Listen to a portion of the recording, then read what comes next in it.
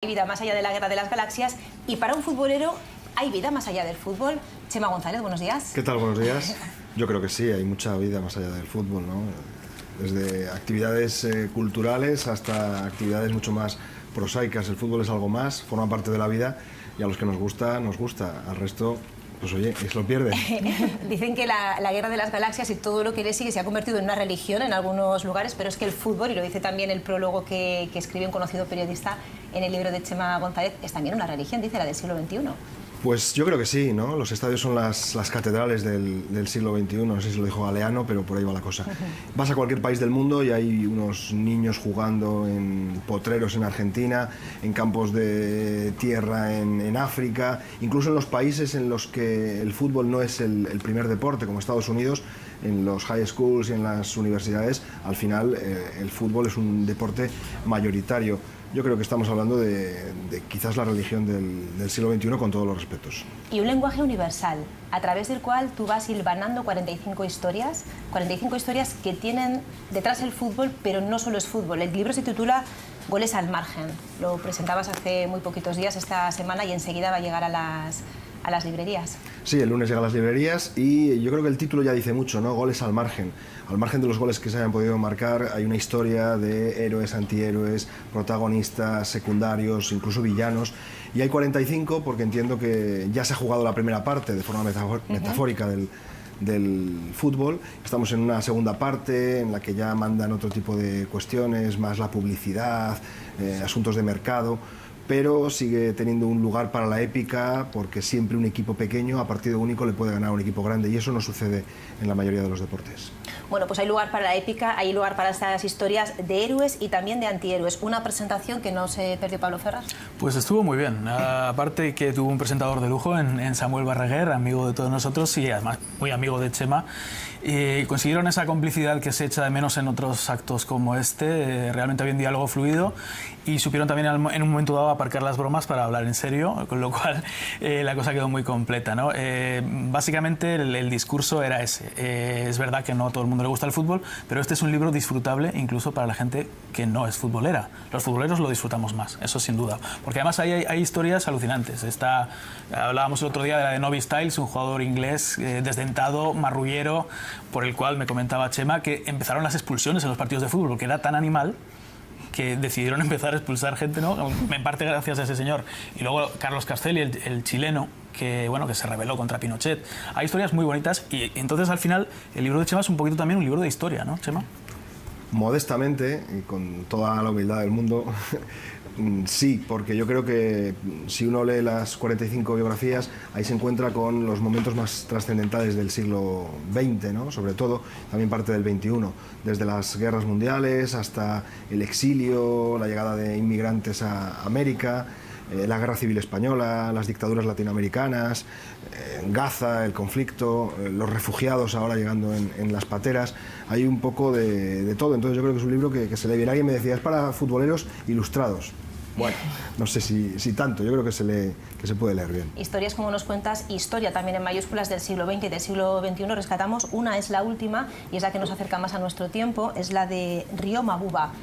Cuéntanos la historia para que quien nos está escuchando en casa entienda también de qué estamos hablando cuando hablamos de esas pequeñas historias que trazan la historia, como decimos, con mayúsculas. Pues Río Mabuba es un chico que todavía juega al fútbol, es francés y nació en una patera en algún punto del Atlántico, no se sabe dónde. Llegó con sus padres al puerto de Marsella y cuando llegó en el pasaporte le pusieron nacido en el mar, né en mer. Así estuvo durante años, se quedó huérfano relativamente pronto, un familiar fue el que se hizo cargo de él, empezó a destacar jugando al fútbol y al final llegó a ser internacional con la selección de Francia, jugó en el pasado Mundial de 2014, llegó a debutar durante unos minutos con la selección bleu, con los franceses, y el pasaporte no lo tuvo hasta poco antes de ser internacional con Francia, ¿no? Entonces me gusta esa historia de la Francia multicolor, además después de todo lo que estamos viviendo, ¿no? La selección francesa que ganó el Mundial del 98, más del 50% de jugadores eran o nacidos fuera de Francia o hijos de gente nacida fuera de Francia, en Argelia, en las antiguas colonias francesas, pues desde Zidane, Djorkaeff, Thierry Henry, toda esta gente, ¿no? Bueno, pues ahora lo sigue siendo. Y yo me encanta pensar en la gente del Frente Nacional ahí en sus sillones apolillados, rabiando cuando ven a todos estos chicos negros o mestizos jugar para la selección francesa. Luego está la polémica de quién canta la marsellesa y quién no. Y me gusta pensar, y lo reflejo en el libro, que Mabouba, no sé si la canta o no la canta, pero cuando está ahí sonando la marsellesa y están todos los jugadores de Francia uniformados y firmes, a lo mejor él está pensando que tardó 20 años en conseguir el pasaporte. En conseguir el pasaporte. Y recordamos ahora recientemente otra historia que también tiene como contexto la crisis de los refugiados y precisamente los poquitos que han llegado a este país, uno de ellos fue precisamente también por el fútbol. Esta familia a la que una periodista húngara dio una patada y finalmente llegaban a España y precisamente lo hacían gracias a un equipo de fútbol que conocieron exactamente. Eso es, sí. Bueno, pues muchas veces el fútbol al final no es un fin en sí mismo, es un instrumento para muchas cosas, ¿no? El fútbol se juega en un rectángulo mágico, ahí se desbordan muchísimas pasiones, tanto en el campo como en la grada, pero si el fútbol sirve para estas cosas, pues ojalá que sí, ¿no? También sirve para otras cosas muy malas.